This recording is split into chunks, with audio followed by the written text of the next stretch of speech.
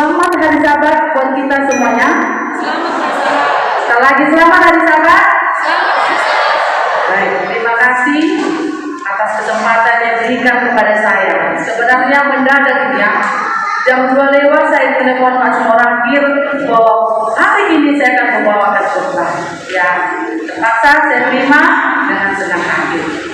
Baik, terima kasih saya ucapkan kepada guru-guru yang telah membawakan nyanyian spesial bagi kita pada siang hari Sabat ini. Mari kita doakan ibu guru supaya menjadi ibu guru yang baik dan bisa membina anak lebih dekat pada Tuhan. Baik, sebelum kita mendengarkan firman Tuhan, kita berdoa terlebih dahulu. Bapa yang baik, Bapa yang penuh kasih, sebentar lagi kami akan mendengarkan firman. Berikan pengertian dari surga, agar firman-Mu yang akan kami dengarkan boleh kami hidupkan dalam kehidupan kami, membawa kami lebih dekat di hadapan-Mu. Ampuni dosa kami, Bapa, dalam nama Yesus kami sudah berdoa ucap syukur. Amin. Baik, sebagai yang pertama yang dibawakan pada hari Sabat ini sama dengan yang ini tadi, Ayub 23 ayat 10. Saya akan bacakan kembali. Karena ia tahu jalan hidupku, seandainya dia memuji aku akan timbul seperti emas. Pernahkah Anda didiamkan atau mendiamkan seseorang? Kita berdiam pada seseorang mungkin karena kita kesal atau kita marah. Bagaimana perasaan Anda waktu Anda didiamkan orang? Tentu Anda akan bertanya dalam hati, apa kesalahan saya? Pada waktu Anda mendiamkan orang lain juga akan bertanya, apa kesalahan saya? Pernahkah kekasihmu berdiam diri? Istrimu atau suamimu berdiam diri kepada dirimu? Dia ada sama-sama dengan kita di meja makan bersama, tetapi dia tidak berbicara. Dia bangun pagi bersikap dingin kepada kita. Kadang-kadang beberapa pasangan menggunakan aksi itu untuk menghukum. Atau pernahkah anakmu mendiamkanmu dan tidak memberi kabar kepadamu? Selaku orang tua mengharapkan kunjungan atau telepon dari anak-anaknya, namun tidak ada. Lalu kita sebagai orang tua akan berpikir, oh, anak-anakku mendiamkan. Bagaimana perasaan kita sebagai selaku orang tua? Tentu Anda bertanya dan bertelepon bertanya, kenapa? Atau pernahkah Anda didiamkan oleh seseorang yang biasanya sangat akrab denganmu? Mendiamkan atau berdiam kepada seseorang identik dengan marah, kesal, sakit hati, pembalasan, dan hukuman. Pertanyaan yang selanjutnya, apa yang terjadi jika Allah berdiam diri kepadamu? Sementara kita butuh Allah berbicara di saat-saat yang sulit, tetapi Allah seakan-akan tidak mendengar keluhan kita. Allah seringkali diam pada saat masalah menimpa hidupmu. Bosmu mengatakan, mulai bulan depan Anda tidak perlu bekerja lagi. Engkau diperlakukan tidak adil dengan orang lain. Sahabat baikmu menceritakan semua rahasiamu pada orang yang membencimu. Sebuah kecelakaan yang mengubah kehidupanmu secara signifikan. Atau anak Anda menerima diagnosis medis yang menakutkan. Sebagian besar dari diri kita pernah mengalami hal seperti ini, seperti setidaknya sekali dalam hidup kita. Hal yang pertama yang dilakukan seorang saat hal yang buruk dan sudah terjadi dalam hidupnya, riset membuktikan di Brandeis University mengatakan bahwa 90% dari orang Kristen akan berdoa. Yang kedua, para berdoa membayangkan seorang Allah yang dapat diakses, mendengarkan, dan sumber hubungan emosional dan psikologi yang setidaknya terkadang menjawab baik. Ada saat-saat di mana kita sangat membutuhkan Allah, tetapi Ia seolah-olah berdiam diri saja dan tidak menunjukkan kehadirannya. Cerita tentang Ayub mengajar kita apa yang harus kita lakukan ketika Allah kelihatannya berdiam diri. Kisah Ayub bukanlah sebuah dongeng. Jika kita baca dalam Ayub 42 ayat 16, Ayub itu hidup 140 tahun lamanya, dan dia bisa melihat anak cucunya sampai 4 keturunan. Dan jika kita baca dalam Yeskel 14 ayat 14 sampai 20, kita bisa mensejajarkan bagaimana kehidupan si Nuh, Ayub, dan Daniel. Mereka bertiga ini adalah orang yang setia kepada Tuhan, yang selalu berpegang kepada Tuhan. Mereka mendapat pencobaan, sama seperti Ayub dan juga Daniel dan juga Nuh. Tapi oleh karena mereka berpegang teguh kepada Tuhan, mereka semuanya bisa berwajib. Ketika sahabat Ayub yang datang berdebat dengan Ayub pun tercatat dari keturunan anak mereka. Elipas itu adalah keturunan dari Esau. Bildad adalah keturunan dari Abraham. Jobab itu adalah orang kaya. Elihu adalah keturunan Nahor ataupun ayah daripada si Abraham. Apa yang menjadi karakter si Ayub? Jika kita baca dalam ayat 1 ayat 1, Ayub itu adalah seorang yang soleh atau yang saleh, jujur, takut akan Allah, dan menjauhi kejahatan. Itulah yang menjadi karakter daripada si Ayub. Ayub seorang yang kaya raya, namun dapat menjaga kesalehannya. Hanya satu-satunya orang yang kita katakan kaya dan saleh. Biasanya orang saleh bisa hidup tanpa kekayaan. Sebaliknya, orang yang kaya sangat sulit untuk hidup dalam kesalehan. Ada pertemuan dan kesepakatan yang dilakukan antara Allah dan setan. Apa itu? Jika kita baca dalam ayat 1 ayat 6 sampai 12, Ayub tidak pernah mengetahui pertemuan itu. Padahal kesepakatan dalam pertemuan itu adalah untuk mencobai si Ayub. Dalam ayat 1 ayat 6 sampai 11, demikian perkataan antara Tuhan dengan setan. Pada satu hari datanglah anak-anak Allah menghadap Tuhan, dan di antara mereka datanglah juga iblis. Maka bertanyalah Tuhan kepada iblis, "Dari mana engkau?"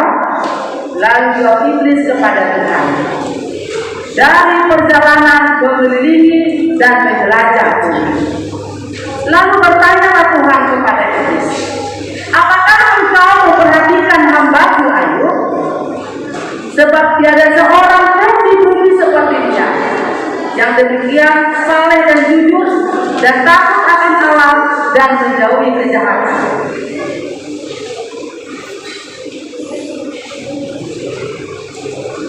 Lalu jawab iblis kepada Tuhan, "Apakah dengan tidak mendapat apa-apa Ayub takut akan Allah? Bukankah engkau yang membuat pagar sekeliling dia dan rumahnya serta segala yang dimilikinya? Apa yang dikerjakan telah kau berkati, dan apa yang dimilikinya menjadi bertambah di negeri itu? Tetapi ulurkanlah tanganmu, dan jamah segala yang dipunyainya, dia pasti mengutuk engkau di hadapan." Itulah perkataan setan kepada Tuhan. Pujian Allah tentang tabiat Ayub membuat setan sakit hati. Matthew Henry berkata, mereka yang tidak dapat tahan mendengar orang lain dipuji selain diri mereka sendiri sedang hidup seperti iblis. Sakit hati iblis itu diluapkan dengan meminta izin Allah untuk mencobai Ayub. Jika kita baca dalam Ayub 1 ayat 12, segala yang dia punyai ada dalam bersamamu. Hanya janganlah engkau mengulurkan tanganmu terhadap dia. Kemudian pergilah iblis dari hadapan Tuhan. Lalu iblis bertindak dengan cepat. Kita tahu bagaimana cerita si Ayub ketika iblis menguji si Ayub. Ya, seorang hamba yang pertama ya, seorang hamba datang melaporkan bahwa orang Seba datang menyerang dan merampas semua ternak Ayub dan membunuh penjaga-penjaganya, hanya dia yang hidup. Belum selesai melaporkan laporannya, datang laporannya kedua. Bahwa laporan yang kedua mengatakan api telah menyambar dari langit dan membakar serta memakan habis kambing domba dan juga penjaga-penjaga.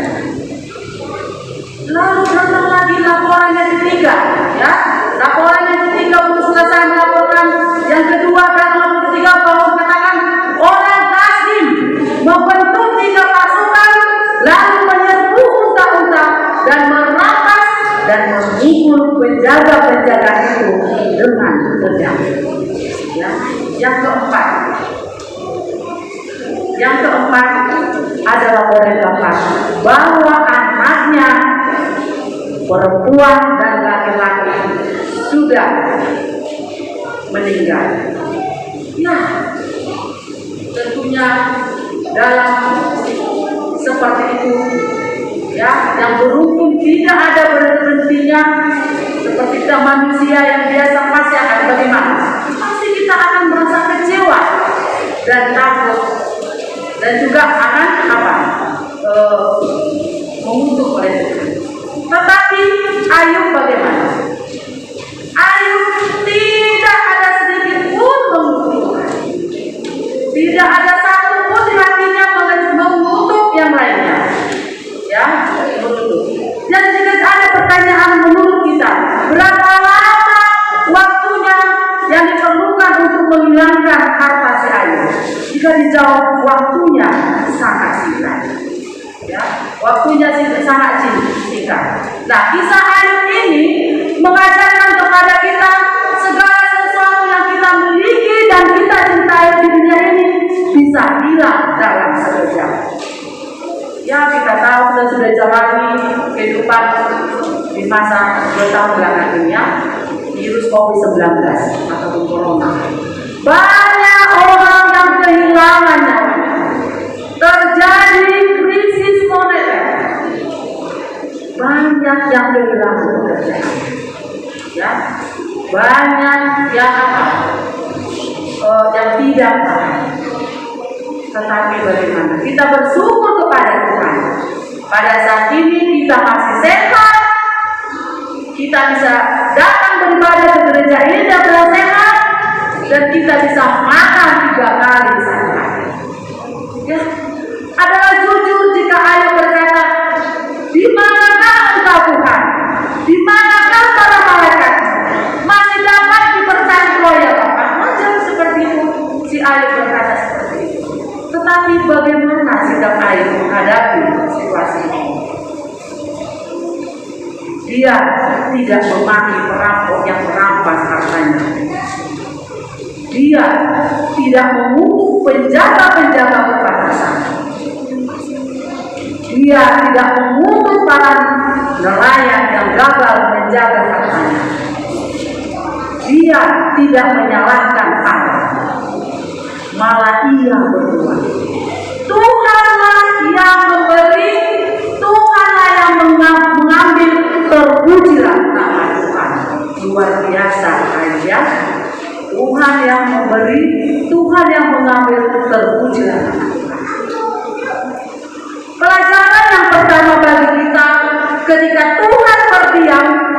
beriman dan teruslah memuji Tuhan. Tidak semua kesusahan yang seseorang alami terjadi karena dosa. Itu bisa terjadi karena rencana jahat setan yang diizinkan oleh Tuhan. Adalah berbahaya untuk menilai semua orang yang sedang terpuruk dan menderita dengan menghakimi mereka sebagai orang yang sangat besar dosanya. Adalah mudah menyatakan puji Tuhan saat Allah memberi sesuatu kepada kita, dan adalah lebih suka untuk berkata puji Tuhan pada waktu Allah mengambil sesuatu daripada. Ketika masa sulit terjadi dan engkau tetap tenang, memuji Tuhan dan tidak tergoda untuk mempersalahkannya, maka sesungguhnya engkau sedang mempermalukan setan di hadapan seluruh penghuni surga dan alam semesta. Ayub memilih untuk tidak meletakkan landasan cinta pada pengharapannya kepada Allah berdasarkan berkat dan harta yang dia dapatkan. Tuhan yang memberi, yang mengambil, terpujilah nama Tuhan. Allah masih tetap diam, walaupun semua harta Ayub sudah hilang atas seizin Allah. Kemudian ada pertemuan dan kesepakatan yang kedua yang dilakukan lagi oleh Allah dengan setan. Jika kita baca dalam Ayub 2 ayat 1 dan 6 di situ dibuat, Ayub tidak pernah mengetahui pertemuan itu. Kesepakatan dalam pertemuan itu adalah untuk mencobai Ayub dengan penyakit. Pertanyaan, apakah kesalehan, kejujuran, dan karakter Ayub yang takut akan Tuhan tidak ada harganya di mata Allah? Jawabannya ada. Jika kita baca dalam Ayub 2 ayat 3, firman Tuhan kepada Iblis, apakah engkau memperhatikan hamba-Ku Ayub? Sebab tiada seorang pun di bumi seperti dia, yang demikian saleh dan jujur, yang takut akan Allah dan menjauhi kejahatan. Ia tetap tekun dalam kesalehannya, meskipun engkau telah membujuk aku melawan dia untuk mencelakakannya tanpa alasan. Allah memuji integritas daripada Ayub. Pelajaran yang kedua, ketika Tuhan diam, ingatlah Allah sedang memperhatikanmu. Seluruh penghuni surga bangga, menghargai, mengagumi, dan bersorak-sorai atas pendirian Anda. Penghormatan Allah kepada Ayub kembali membuat iblis marah. Jika kita baca dalam Ayub 2 ayat 5, tetapi ulurkanlah tanganmu dan janganlah Tuhan dan dagingnya yang pasti mengutuki engkau di hadapanmu. Nah, dia dalam kuasamu hanya sayangkan nyawamu. Itulah jawaban Tuhan kepada Ayub. Dalam sekejap, seluruh tubuh Ayub ditimpanya dengan bara yang busuk dari telapak kaki sampai ke batu kepalanya. Alkitab katakan perkataan Ayub, penderitaan Ayub sebagai berikut. Bisu yang bernanah dan berladang, boleh dibaca dalam Ayub 2:7. Badannya sangat gatal sehingga digaruk dengan kulit. Perubahan pada kulit wajah yang mengakibatkan cacat. Hilang nafsu makannya, rasa sakit dan juga depresi. Bisu-bisunya terbuka pecah dan keluar nanti. Kulitnya menjadi hitam dan mengelupas dari tubuhku. Tulang-tulangku pun mengering oleh karena demam. Alkitab katakan bahwa Alkitab katakan penderitaan Ayub sebagai ini. Cacing muncul pada luka-luka itu. Boleh baca dalam ayat 25. Luka-lukanya banyak dan ada di mana-mana. Dia sulit bernapas. Ayub menjadi sangat kurus. Napasnya dan juga tubuhnya berbau sangat busuk. Rasa sakit yang terus menerus dan juga tubuhnya menjadi hitam mengelupas dan tubuhnya ulang-ulang mengering oleh karena demam. Nah, beberapa komentar Alkitab memiliki penyakit Ayub. Penyakit yang kita ini adalah gabungan dari penyakit kusta atau lepra, kaki gajah, cacat api. Namun yang pasti penyakit Ayub itu tidak bisa diketahui. Pertanyaan bagi kita semua, menurut Anda berapa lama penderitaan yang Ayub alami saat ditimpa penyakit yang mengerikan itu? Jawabannya, waktunya yang cukup lama. Kalau Ayub mati,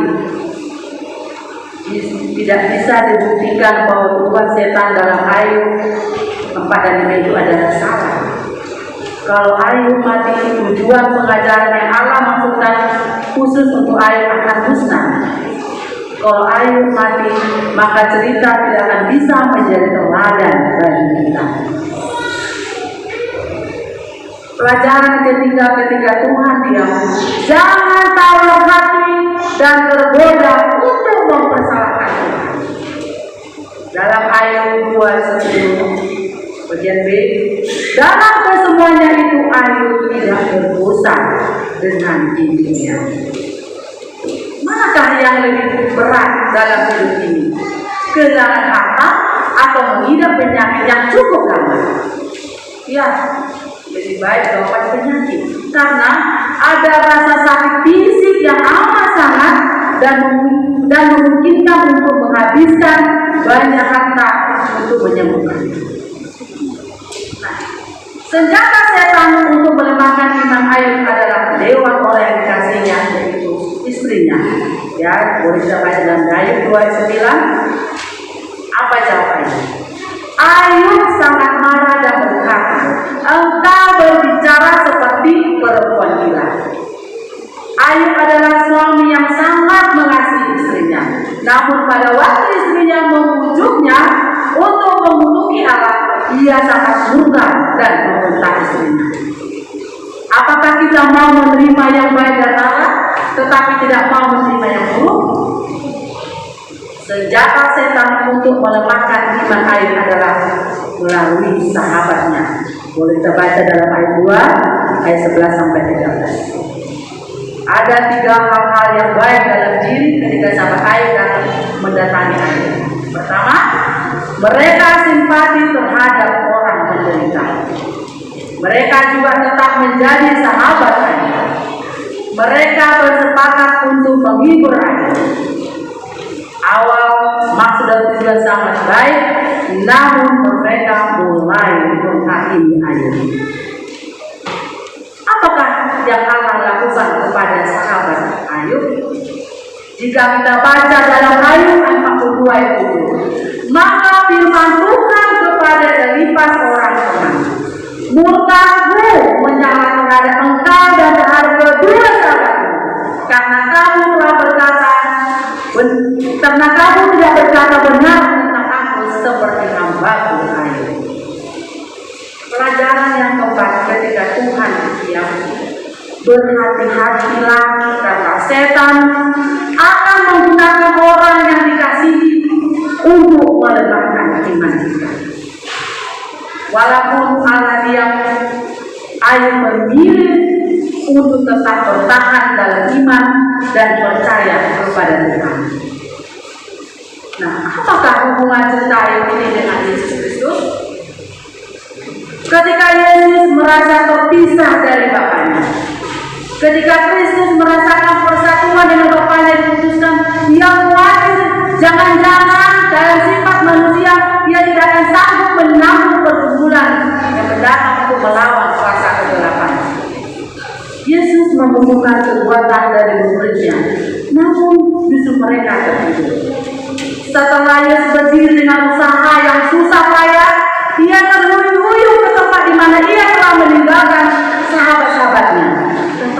didapatinya mereka tertidur. Sekiranya didapatinya mereka sedang berdoa, ia akan merasa lega. Sekiranya mereka sedang mencari perlindungan di dalam Allah, agar Allah setan tidak dapat mengalahkan mereka, ia akan dihiburkan oleh iman mereka itu.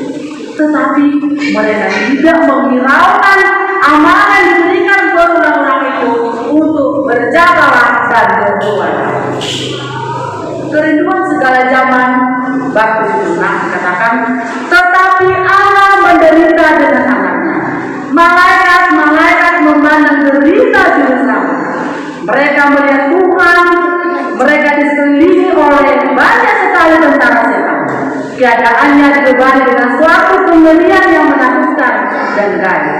Di surga sunyi senyap, tidak ada kecapi yang berhenti.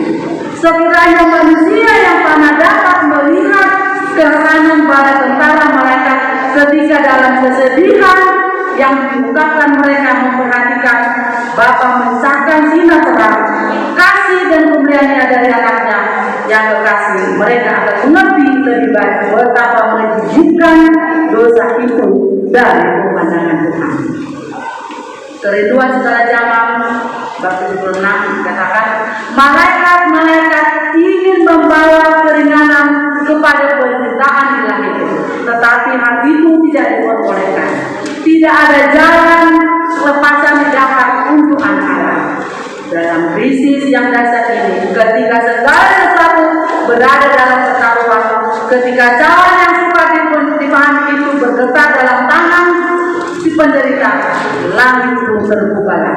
Sesuatu terang bersinar di tengah kegelapan saat krisis yang hebat dan malaikat yang berkuasa yang berdiri di Allah dan menempati kedudukan daripada setan jatuh datang di sisi Kristus.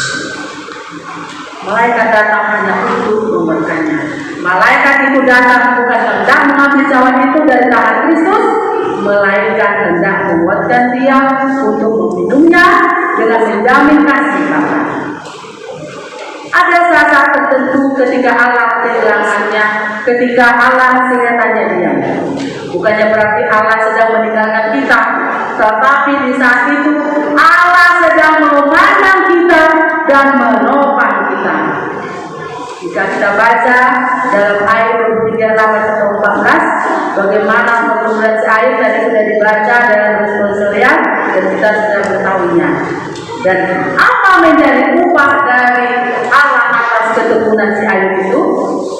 Jika kita baca dalam ayat 42 ayat 12, Tuhan memberkati Ayub dalam hidupnya yang selanjutnya lebih daripada dalam hidupnya yang dahulu. Dia mendapat 7.000 menjadi 14.000 ekor kambing domba, 3.000 menjadi 6.000 unta, 500 menjadi 1.000 pasang atau 2.000 lembu, 500 menjadi 1.000 ekor keledai betina. Harta Ayub dikembalikan Tuhan 2 kali. Upah dari Allah atas ketekunan Ayub. Jika kita baca dalam Ayub 42 ayat 13 sampai 15, dia juga mendapatkan 7 orang anak laki-laki dan 3 orang anak perempuan. Di seluruh negeri itu tidak terdapat perempuan yang secantik anak-anak Ayub, dan mereka diberi ayahnya milik pusaka di tengah-tengah saudara-saudaranya yang sakit. Kesimpulan bagi kita pada siang hari saat ini, ketika Allah diam, tetaplah memuji Tuhan. Yang kedua, tetap beriman. Allah sedang memperhatikanmu. Jangan tawar hati. Berhati-hatilah dengan mereka yang datang untuk melemahkan imanmu. Sampai di sinilah firman Tuhan kita pada siang hari Sabat ini. Semoga firman Tuhan yang terdengarkan boleh kita hidupkan dalam kehidupan kita. Terima kasih, Tuhan memberkati kita. Amin.